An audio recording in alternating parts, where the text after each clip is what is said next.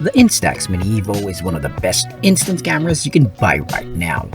For the same price, you can get an Instax Mini 12 and 20 boxes of film. That's good enough for several years of use. That's why in this video, we'll look at the two and see if the cheaper Mini 12 is good enough, or would it be better to splurge on the Evo.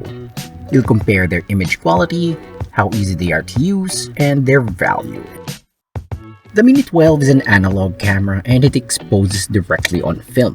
The photos that it takes look like those from a film point and shoot. The Mini Evo has a small sensor digital camera and it prints the photos instead. Images look they were taken with a small sensor digicam, and the camera also has filters and effects that you can apply and see while shooting. Now let's look at the cameras and then compare their images. The two cameras have different lenses. The Mini 12 has a 35mm equivalent lens. It cannot zoom.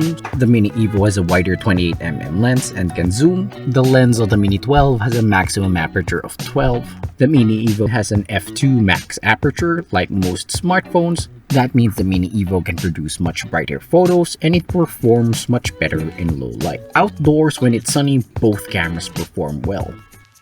The Evo results tend to wash out and overexpose. Outdoors, I prefer the output of the Mini 12. It looks more natural and it doesn't wash out as much as the Evo. However, when the sun goes down, it's a different story.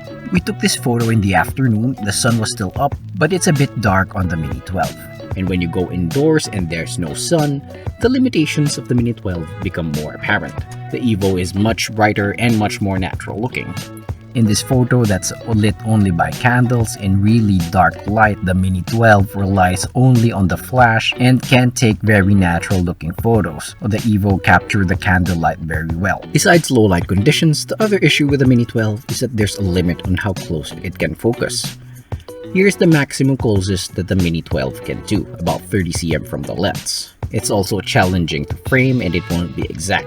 With the Evo, the lens can focus to about 10 cm, and as you can see here, you can just focus more closer.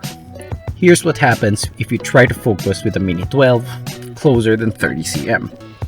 You'll just get a blurred mess. As you can see, the Mini Evo wins on the image quality part. The Mini 12 isn't a bad camera by itself, but the Evo is just much more versatile. If you're using the Mini 12, expect to make some mistakes on the first few film packs as you learn how the camera shoots. Now let's talk about how easy the cameras are to use. In actual use, the Mini 12 is a little bit simpler. Just turn on the camera, point, and shoot. The only control is the on-off button and the switch on the lens for the selfie mode.